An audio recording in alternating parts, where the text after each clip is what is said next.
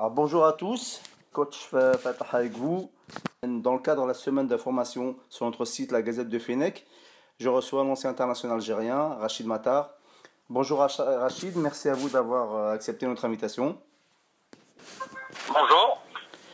Donc pour ceux qui ont un trou de mémoire, est-ce que vous pouvez nous rappeler ce que vous avez été et votre carrière en équipe d'Algérie? J'ai débuté en 1985 en équipe nationale et sous l'ère de Rabat Saadan.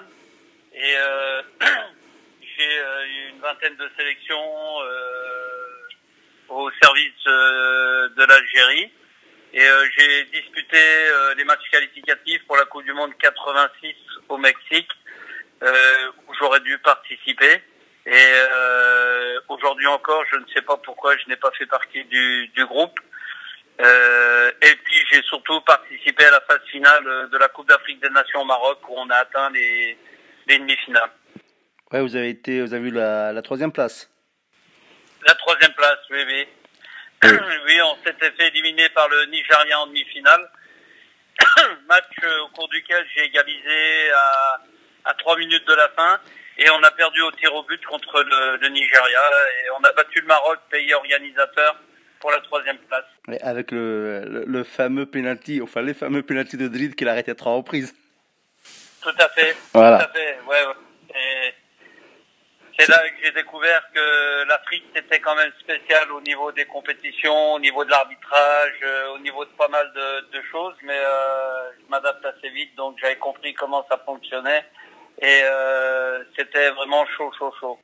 Chaud, d'accord, merci. Donc ça, c'est pour les petits jeunes là qui vous connaissent pas. Et donc après votre carrière en tant que joueur, vous êtes devenu entraîneur pour finalement atterrir comme directeur de centre de formation à Nancy. C'est de quelle année à quelle année et pourquoi est-ce que vous avez accepté ce poste? J'étais directeur du centre de formation de la Nancy-Lorraine et en même temps entraîneur de la réserve professionnelle pendant 4 ans, de la saison 2008-2009 à la saison 2011-2012. Et j'ai accepté ce challenge parce que l'entraîneur de l'équipe professionnelle de Nancy est venu me rechercher parce qu'on se connaissait avant, c'était Pablo Correa.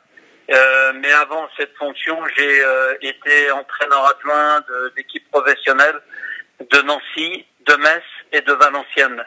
Et donc c'est vrai que j'ai connu un peu tout dans le milieu du football pro. J'ai entraîné les jeunes, j'ai été adjoint d'équipe professionnelle et j'ai été directeur de centre de formation. Avant de pouvoir revenir au centre de formation, j'ai passé mon diplôme d'entraîneur professionnel avec Didier Deschamps. Et donc, j'ai obtenu ce diplôme en 2004. Donc, à moi, je pouvais s'offrir 2 possibilités, ou être entraîneur d'une équipe pro, ou être directeur de centre. Et quand Pablo Correa est venu me rechercher en 2008, j'ai accepté parce que j'ai une âme de formateur. Puis surtout, la Nancy-Lorraine, c'est mon club, c'est ma ville, c'est ma vie. Donc, j'ai accepté sans réfléchir. Et quels sont les diplômes justement pour être formateur? Je suppose que chaque catégorie a un diplôme. Et surtout, pour être directeur de formation. Oui, on va pas dire que chaque catégorie a un diplôme. On passe un diplôme classique que tout le monde a pour entraîner chez les jeunes et qui permet aussi d'entraîner à un certain niveau au niveau fédéral. Et après, si vous voulez entraîner au niveau professionnel, il faut donc passer le BEPF, qui est le diplôme d'entraîneur professionnel. Et si vous voulez être directeur de centre de formation, il faut passer le diplôme de formateur. Voilà. Les 2 plus gros diplômes, on va dire en France, mais en Europe et au monde, c'est le BEPF et le formateur. Et donc, moi, j'ai ces 2 diplômes parce que j'ai touché à ces 2 milieux que sont le milieu professionnel et le milieu de la formation. Et en combien de temps on peut acquérir ces diplômes? Écoutez, moi j'ai passé ces 2 diplômes sur une année. Ça veut dire que j'ai passé en 2000 mon diplôme de formateur et j'ai passé en 2004 le diplôme de BEPS. Mais aujourd'hui c'est beaucoup plus long, ça se passe sur deux saisons et c'est aujourd'hui un diplôme très très difficile à obtenir, mais surtout au niveau du financement, ça coûte très très cher de passer ces diplômes. Donc, en tant que directeur, vous avez donc eu la gestion financière d'un centre, je suppose. Et quel budget de fonctionnement pour avoir un centre de fonctionnement, enfin un centre de formation, pardon, correct? Bon, vous savez, en France, les budgets varient, on va dire, de 2 millions d'euros à 7, 8, 9 millions d'euros pour les gros clubs. Nous, à Nancy, la moyenne, c'était entre 3 et 4 millions d'euros de budget annuel. Et, d'accord. Et en dehors du club, je suppose qu'il y a d'autres aides de l'État, de la région. Bah, il y a des aides de l'État et de la région. Oui, c'est les entreprises lorraines sont sollicitées pour pouvoir le redonner au club, une sorte d'indemnité de formation. C'est les sortes de subventions que vous donnez que vous donnez de votre entreprise à la formation. Vous choisissez les organismes que vous voulez. Et c'est vrai qu'il y en a beaucoup qui choisissent les clubs de football. Mais cet argent-là ne va pas dans la caisse de l'équipe professionnelle. Ça va au niveau du fonctionnement de la formation et donc du centre de formation. Quels sont les indicateurs à prendre en compte pour évaluer un bon centre de formation? Bah, le bon centre de formation, c'est d'abord les structures. Parce qu'il faut des structures d'accueil. Alors les structures d'accueil, c'est au niveau de l'hébergement. D'abord avoir des structures d'accueil au niveau de l'hébergement, au niveau des chambres, au niveau d'une salle à manger, au niveau des cuisines, avec le personnel qui va avec au niveau administratif, au niveau accompagnant. Il faut des structures d'accueil au niveau de l'école, parce que dans les centres de formation, les écoles sont privées, donc appartiennent au club, et c'est le club qui fait fonctionner l'école, et les cours se passent dans des salles à l'intérieur du centre d'entraînement. Donc il faut des salles, il faut des élèves, c'est des joueurs, mais il faut aussi des professeurs. Et donc en fonction naturellement des matières que vous prodiguez et des filières scolaires que vous voulez installer au niveau de la formation scolaire, eh ben vous recrutez les professeurs parce qu'il y a plusieurs bacs à passer. Il y a le bac S, il y a le bac ES, il y a le bac STG, et en fonction de ces filières-là, pour obtenir le bac, il faut des professeurs qui ont des diplômes d'abord et la capacité à pouvoir donner des cours dans les centres de formation. Et puis, ce qui est le plus important dans un centre de formation, c'est les structures d'accueil au niveau des terrains d'entraînement, parce que c'est très très important. Voilà. Vous avez eu quelle catégorie d'âge quand vous étiez directeur de ce centre? Ah au niveau de la filière, c'est classique. Il y a la préformation de 12 à 15 ans, et au niveau de la formation de 15 à 20 ans. Vous avez toutes les catégories d'âge au niveau des équipes. Et donc, au niveau de la préformation, les gamins sont chez eux, vivent chez eux, ou sont internes dans un lycée à Nancy.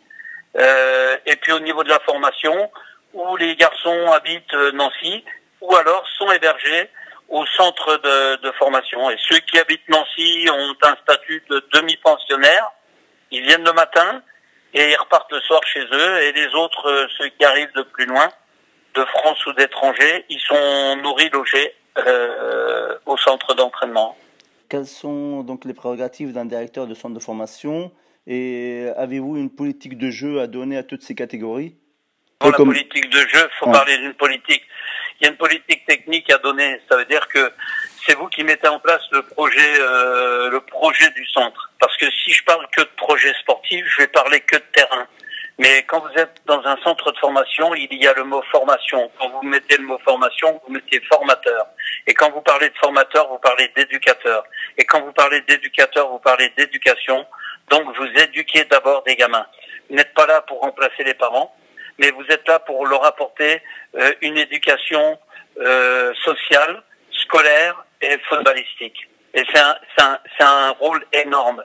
Et moi, en tant que directeur de centre de formation, c'est d'abord le projet que j'ai expliqué et que j'ai imposé aux formateurs, entraîneurs, et aux professeurs et au personnel administratif.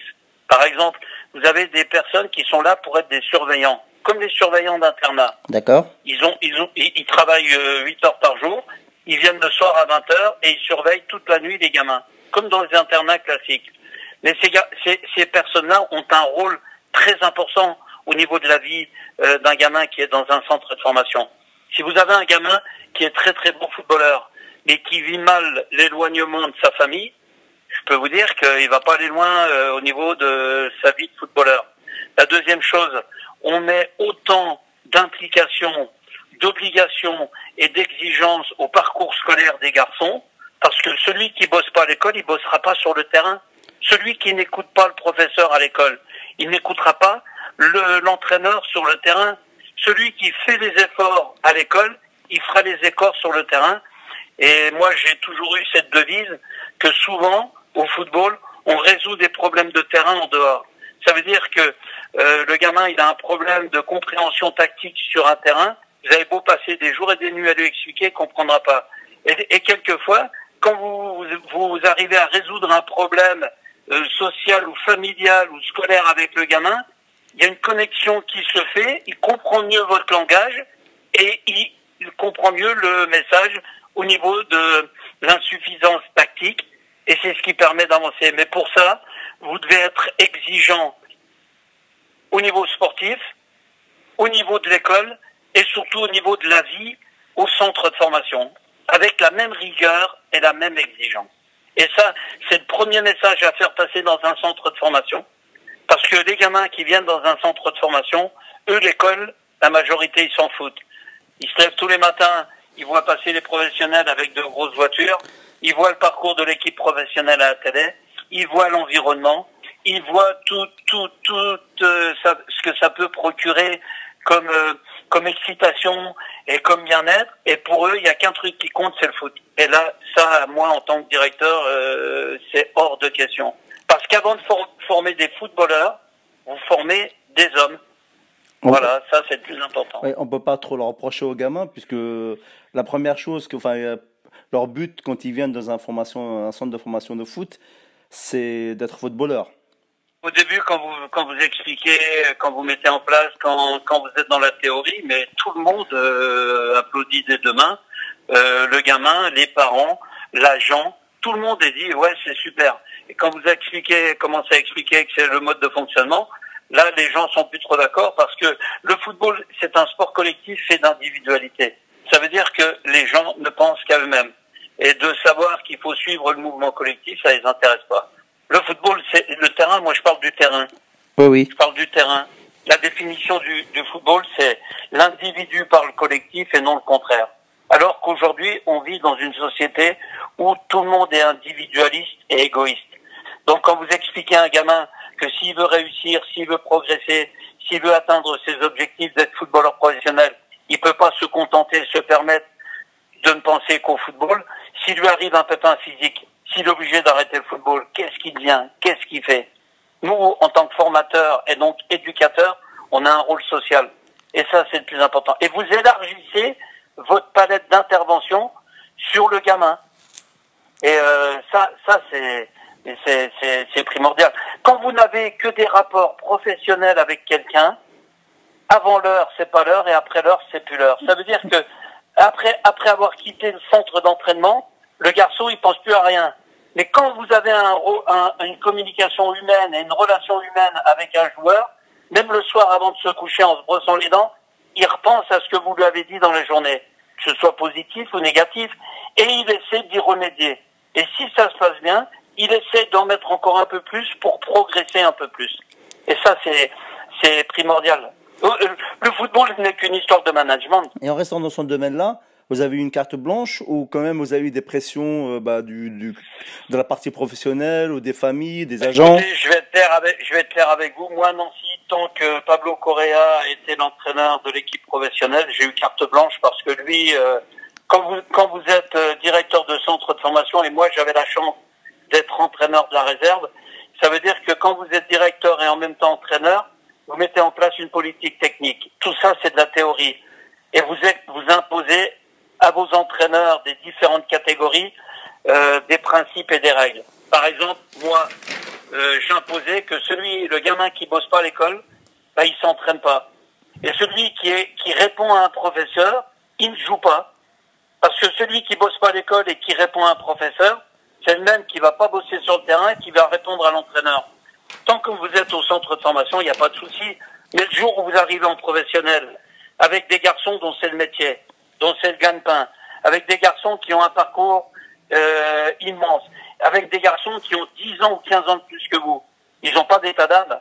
Donc ça veut dire que quand vous avez 18, 19, 20 ans, vous débarquez dans un effectif professionnel et vous commencez à avoir un caractère de cochon, ou au contraire que vous n'écoutez pas et que vous en faites qu'à votre tête, là on vous laisse pas le temps, là on vous coupe les ailes. Et certains gamins, 6 mois après avoir intégré un effectif pro, bah, ils n'existaient plus et ils étaient obligés de repartir vers le niveau amateur ou à un niveau moindre. Donc nous, on prépare à tout ça et on explique aussi à tout ça aux gamins pour leur dire que c'est pas facile, que c'est un métier difficile, qui est excitant, qui est extraordinaire, mais comme tous les métiers, on n'y arrive pas en claquant simplement des doigts. D'accord. Un parallèle avec l'équipe d'Algérie où beaucoup de monde actuellement voit que il y a un manque de milieux récupérateurs. Quand on est dans un centre de formation et on voit qu'il y a des manques des postes pour l'équipe première ou réserve, est-ce que on axe le travail sur ce poste-là pour en sortir des joueurs? Non, mais c'est ce que je vous expliquais tout à l'heure par rapport à mon expérience à Nancy et moi, comment je vois le métier de formateur et de centre de formation. Quand vous êtes au centre de formation, c'est comme un laboratoire. Ça veut dire que vous faites jouer les joueurs dans toutes les organisations possibles. Parce que si vous avez un entraîneur d'équipe professionnelle qui fait évoluer votre équipe en 4-3-3, comme vous dites, avec un milieu récupérateur, si vous ne formez que des joueurs dans ce système-là, si l'entraîneur de l'équipe pro se fait virer au bout de 6 mois et que le nouvel entraîneur, lui, va jouer en 3-4-3 ou en 3-5-2, vous faites comment avec vos gamins? Donc nous, on se préoccupe pas trop de ce qui se passe au niveau pro. On met en place toute une batterie d'exercices et d'organisation de jeu. Et dans la saison et dans un match, on peut changer plusieurs organisations et stratégies. Et les joueurs aussi. On fait évoluer les joueurs à beaucoup de postes pour qu'ils puissent déjà savoir comment évolue le joueur qui est à côté, le joueur qui est devant, le joueur qui est derrière. Et en même temps, plusieurs organisations pour que les garçons, si jamais ils ont la chance d'intégrer l'équipe professionnelle, ils puissent déjà avoir 2-3 idées d'une organisation de jeu au niveau tactique. D'accord. Pour continuer avec le parallèle avec l'exemple de l'Algérie, donc actuellement la fédération veut créer des centres de formation. Peut-on créer un centre de formation en dehors d'un club professionnel? Oui, et est-ce que c'est le rôle de la fédération? Oui, c'est le rôle de la fédération, c'est ce qui se passe en France. En France, la fédération française a mis en place des pôles espoirs. Les pôles espoirs, c'est des pôles, ce sont des centres de formation, mais qui concernent 3-4 clubs professionnels. Ça veut dire que on met les gamins dans ces pôles espoirs avant qu'ils intègrent les centres de formation. C'est la préformation dont je vous parlais tout à l'heure. Ça veut dire que les gamins sont dans un pôle interne, ils sont internes dans un pôle où ils divisent leur journée en deux, cours le matin et entraînement l'après-midi, de 11 à 14 ans. Et à la suite de ça, les clubs professionnels viennent pêcher et prendre les joueurs qui les intéressent pour pouvoir les intégrer dans les centres de formation. C'est un peu la première étape de la vie d'un footballeur. Et non, je trouve que ça, c'est une bonne idée. C'est une très bonne idée. Lors de votre passage au centre de formation de Nancy, avez-vous connu ou sorti des joueurs algériens?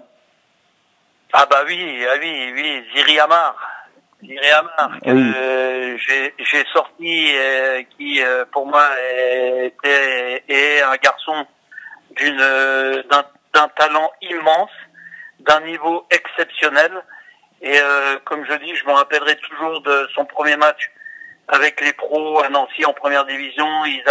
Nancy avait reçu Paris Saint-Germain d'Ibrahimovic.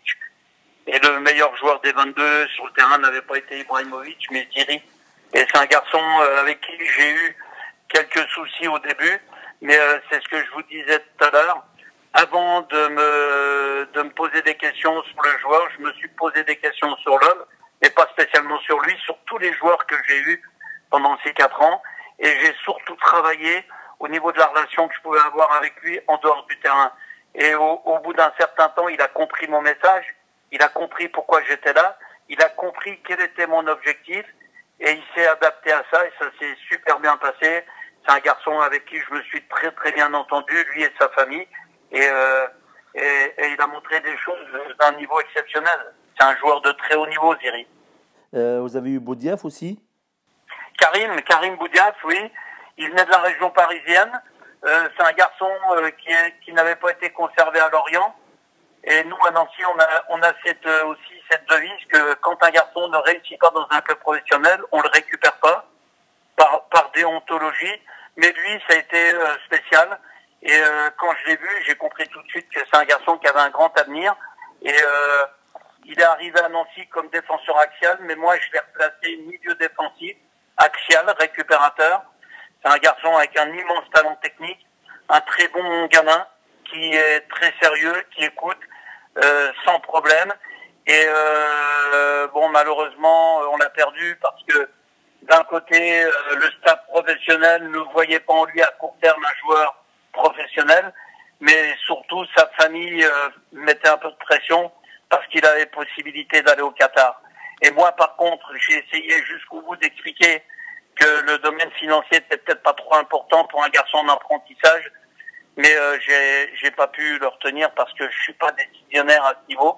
Mais bon, j'ai bien compris, puis je vois que Karim fait une très bonne carrière au niveau du Qatar. Je crois qu'il est international qatari, qui joue avec l'équipe nationale du Qatar, donc il va sûrement faire la Coupe du Monde en 2022. Donc je suis très content pour lui et voilà, c'est très bien pour lui. Et lorsqu'on arrive dans un centre de formation pour un jeune Algérien, qu'est-ce qui manque pour sortir vraiment du lot? Je vais vous redonner l'exemple d'un troisième garçon qui s'appelle Ilyas Cherchar, qui est en Algérie et qui est venu d'Algérie et qui malheureusement n'a pas réussi à Nancy et en France parce que c'est pas de sa faute à lui, c'est de la faute des formateurs qu'il a eu avant de venir à Nancy. Il y avait un trop gros écart entre ce qu'il pouvait produire et le potentiel qu'il avait et l'exigence et l'intransigeance qu'on a en France. Et malheureusement, moi, j'ai pas pu le garder à Nancy. Il a été obligé de repartir en Algérie parce que au niveau du club à Nancy, ils n'ont pas été assez patients. Et mais c'est un garçon. Je pense que si il avait été éduqué, avec exigence, il aurait connu toute la rigueur qu'il fallait pour intégrer un centre de formation. Et je pense qu'il aurait élevé et son niveau de jeu et son niveau d'entraînement. Et avec les qualités qui étaient les siennes, parce que c'est un très bon joueur avec une grosse qualité technique avec son pied gauche. C'est un garçon qui aurait pu, si le club avait été patient, qui aurait pu jouer à un très bon niveau. On va conclure en parlant un peu de l'avenir de Rachid Matar. Vous avez connu un certain Nasser Larguet, qui a été débauché par la fédération marocaine. Quel regard portez-vous sur son travail au Maroc? Je trouve qu'il fait un boulot extraordinaire, mais je pense que ce qu'il faut que dans ces pays-là, comme le Maroc, l'Algérie, je vais parler de ces deux pays du Maghreb, il faut que les gens comprennent qu'il n'y a pas les autochtones d'un côté et les émigrés de l'autre. Il n'y a que des Algériens. Moi, je vais parler de l'Algérie. Il faut que les gens comprennent que l'Algérien qui vit à Paris, à Nancy, à Marseille, à Lyon, c'est exactement le même que celui qui vit à Alger, à Oran ou à Skikda ou à Merwana, qui est un peu la commune de naissance de ma famille. Et je dis toujours que nous sommes les mêmes et on est là pour représenter l'Algérie. Et il faut toujours se resservir des compétences des uns et des autres, sans barrière. Et je pense que le travail qui est compliqué quand vous arrivez là-bas en Algérie ou au Maroc, c'est que on voit d'un mauvais œil celui qui vient de l'autre côté de la Méditerranée. Non, il vient pour apporter, il vient pour aider, il vient pour accompagner, il vient pour apporter un plus, il vient pour faire partager son savoir. Et on n'est jamais assez de trop quand on est tous autour d'une table. Et plus on est pour apporter ses compétences, et plus on fait progresser et le football, et l'équipe nationale, et le pays. Et ça c'est compliqué, parce que ce qui est compliqué, ce sont les hommes. Et justement, aujourd'hui, des clubs comme l'USMA, la JSK ou au CITIF veulent ouvrir des centres de formation. Est-ce que vous aimeriez contribuer donc, à cette formation algérienne et aider votre pays d'origine par votre expérience? Oui, écoutez, moi je suis qu'un petit personnage. Moi, si on me téléphone et qu'on me demande mon avis, je peux bien sûr donner une aide, mais je pense que les mieux placés pour faire avancer les choses, ce sont les gens qui habitent en Algérie parce qu'ils connaissent l'odeur du bien, l'odeur pas du mal, mais le potentiel, la marge de progression. Vous savez, quand vous êtes à distance, c'est comme, par contre, je serais très très exigeant à ce niveau-là. Rien de tel que de demander à son voisin comment ça se passe, plutôt que d'aller chercher quelqu'un à 500 km, à 1000 km, à 5000 km. D'accord. Et là, je pense que on peut avoir un rôle de conseiller par rapport à ce qui se passe en France, mais pour y être tous les jours, pour développer, rien de tel qu'une personne qui vit en Algérie, parce que lui connaît tous les problèmes afférents, toutes les choses que l'on doit améliorer ou changer, plutôt que d'aller chercher quelqu'un qui a un savoir, mais qui est déconnecté de la réalité. Voilà. Merci Rachid pour cet entretien. Si vous avez un dernier mot pour le supporter algérien. Non, mais écoutez, moi je suis fier d'avoir servi mon pays d'origine pendant tant d'années au niveau de l'équipe nationale, et je suis l'actualité algérienne régulièrement, et je suis le parcours des Algériens qui jouent en France et en Europe, et naturellement je suis le parcours de l'équipe nationale, et je suis de tout cœur derrière cette équipe. Et je dirais simplement qu'il faut être patient, il faut les soutenir, il faut les aider. Mais c'est vrai que l'Algérien, moi l'image que j'ai de mes matchs en équipe nationale, c'est que quand on jouait un match à 19h, le stade était déjà plein 5-6 heures avant, et tout le monde chantait, tout le monde faisait la fête. Ça, c'était le côté festif. Et le côté qui est un peu négatif et où il faut travailler, c'est que le peuple algérien est impatient. Et il faut savoir être patient, parce que je terminerai sur la formation. Quand vous formez un joueur, quand vous éduquez un joueur, la récolte, elle se fait pas le lendemain. La récolte, elle se fait 4-5 ans après. Ça veut dire que vous ne récupérez les dividendes et les bienfaits que 4-5 ans après avoir fait rentrer un gamin dans un centre de formation. Et je demanderais au peuple algérien d'avoir la même définition vis-à-vis de son équipe nationale. Aujourd'hui, il y a un staff qui est en place avec Jamel Belmadi, Aziz Bourras, c'est des garçons que je connais très bien, qui sont de très bons garçons, qui sont très très compétents. Donc il faut pas tirer tout de suite sur l'ambulance, il faut leur laisser le temps, il faut être patient et surtout les accompagner, être solidaire avec eux. Voilà, c'est le message que je passerai. Merci beaucoup Rachid.